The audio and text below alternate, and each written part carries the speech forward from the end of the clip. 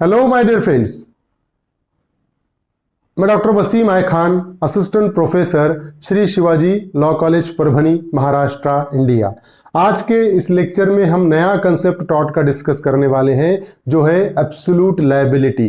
कब person absolutely liable रहेगा किसी टॉट के लिए, आज के इस लेक्चर में हम डिस्कस करेंगे। तो चलिए स्टार्ट करते हैं टॉपिक को।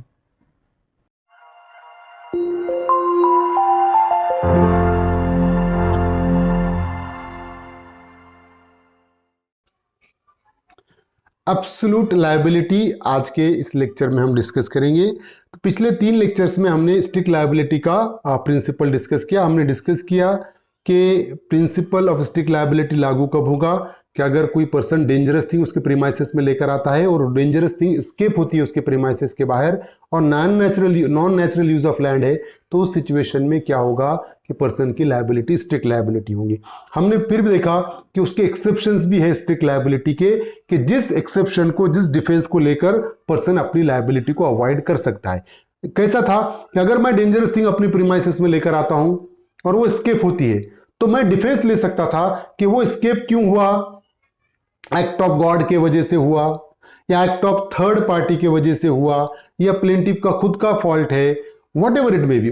कुछ ऐसे अवेलेबल डिफेंसेस थे, टोटल स्टैट्यूटरी अथॉरिटी ऐसे 6 डिफेंसेस थे जो डिफेंसेस को लेकर डिफेंडेंट अपनी लायबिलिटी को अवॉइड कर सकता था। तो ये डिफेंसेस को खत्म करने के लिए एब्सोल्यूट लायबिलिटी का रूल आया। और एब्सोल्यूट लायबिलिटी और स्ट्रिक्ट लायबिलिटी में सिर्फ इतना ही डिफरेंस है कि स्ट्रिक्ट लायबिलिटी में डिफेंसेस है, एब्सोल्यूट लायबिलिटी में डिफेंसेस नहीं है। दूसरा कोई डिफरेंस स्ट्रिक्ट लायबिलिटी और एब्सोल्यूट लायबिलिटी में नहीं है। आज एब्सोल्यूट लायबिलिटी का प्रिंसिपल लागू है इंडिया में खासतौर से।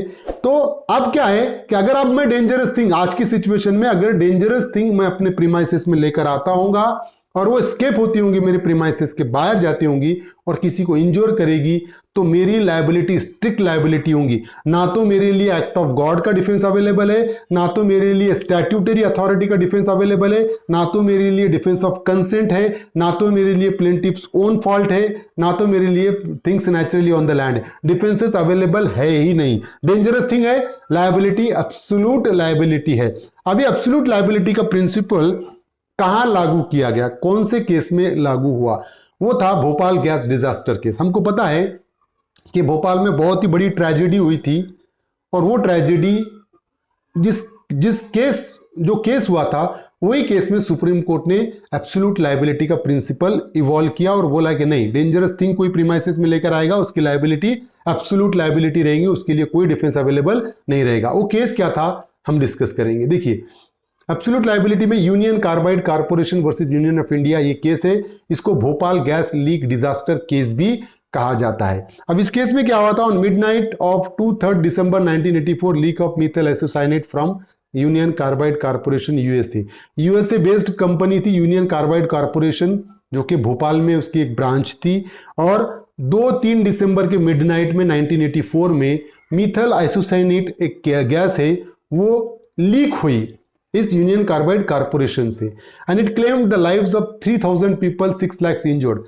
3000 लोगों से ज्यादा लोगों की डेथ हो गई इसमें और 6 लाख से ज्यादा लोगों को इंजरी हो गई। क्यों? क्योंकि यूनियन कार्बाइड कारपोरेशन से मीथाइल आइसोसाइनेट एक गैस है वो लीक होने के वजह से पॉइजनस गैस थी। The Government of India proclaimed an ordinance entitled the Bhopal Gas Leak Disaster Processing of Claims Act 1985। क्योंकि बहुत ज्यादा लोग मरे थे और बहुत ज्यादा लोग इंजोर हो गए थे, 6 लाख से ज्यादा लोग इंजोर हुए थे, तो इसलिए गवर्नमेंट ऑफ इंडिया ने क्या किया, एक ऑर्डिनेंस पास किया। उस ऑर्डिनेंस का नाम था the Bhopal Gas Leak Disaster Processing of Claims Act 1985। और ये एम ऑर्डिनेंस का ये था कि जो क्लेम है, आप कंपेंसेशन जो क्लेम करने का है उसका प्रोसेस कैसा होगा, ये प्रोसेस को डिफाइन करने के लिए ये ऑर्डिनेंस पास किया गवर्नमेंट ऑफ इंडिया ने।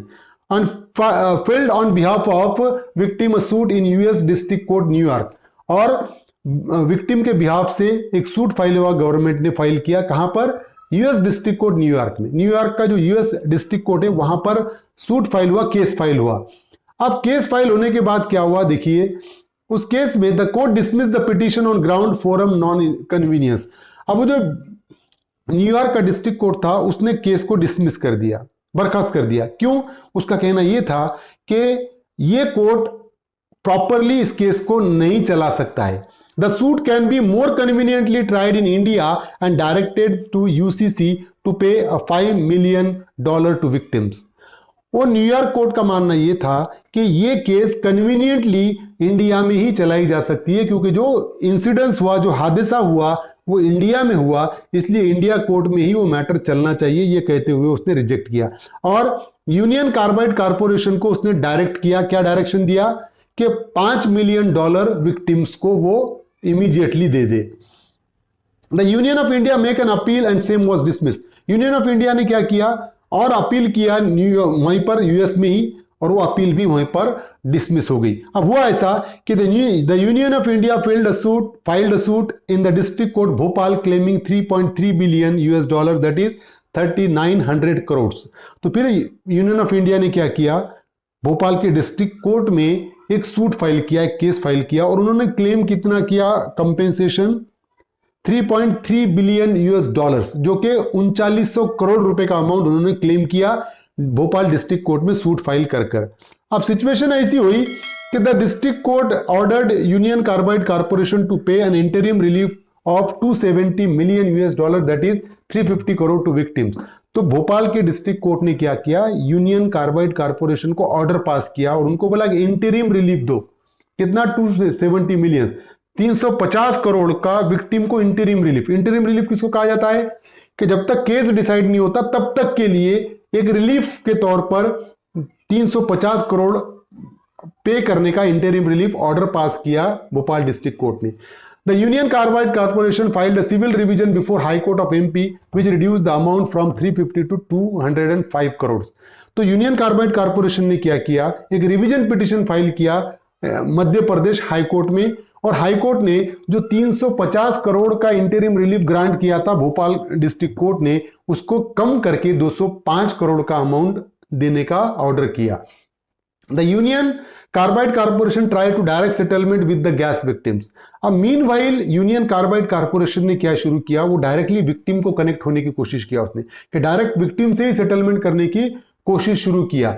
Letter both the parties prefer appeal before Supreme Court. फिर क्या किए, दोनों पार्टीज ने सुप्रीम कोर्ट में अपील की। Union Carbide Corporation, Union of India, दोनों पार्टी सुप्रीम कोर्ट पहुंची and Supreme Court on 14 February 1989 directed Union Carbide Corporation to pay 470 million that is 750 crore. और फाइनल सुप्रीम कोर्ट ने ऑर्डर पास किया 14 February 1989 को, और union Carbide Corporation को कहा कि 750 करोड़ रुपए का कंपेंसेशन अमाउंट आपको पे करना होगा, और the entire amount had to be paid by 31 March 1989। और ये कहा कि जितना अमाउंट है ये 31 मार्च 1989 तक आपको पे करना होगा। तो ये फाइनल वर्डिक्ट था सुप्रीम कोर्ट का, और सुप्रीम कोर्ट ने जो लायबिलिटी यूनियन कार्बाइड कारपोरेशन की फिक्स किया था वो लायबिलिटी एब्सोल्यूट लायबिलिटी थी। यूनियन कार्बाइड कारपोरेशन को कोई भी डिफेंस लेने के लिए अनुमति नहीं थी। कोर्ट ने यह कहा कि स्ट्रिक्ट लायबिलिटी नहीं है, स्ट्रिक्ट लायबिलिटी में डिफेंसेस थे, एब्सोल्यूट लायबिलिटी वो लायबिलिटी को कहेंगे कि जिसमें कोई डिफेंस अवेलेबल नहीं होंगे। तो ये था एब्सोल्यूट लायबिलिटी का प्रिंसिपल, और इस केस में वो एब्सोल्यूट लायबिलिटी का प्रिंसिपल इवॉल्व हुआ था। उम्मीद करता हूं कि आपको समझ में आया होगा, और समझ में आया तो मेरे चैनल को सब्सक्राइब कीजिए और इस लेक्चर को ज़्यादा से ज़्यादा स्टूडेंट तक शेयर कीजिए। Thank you very much.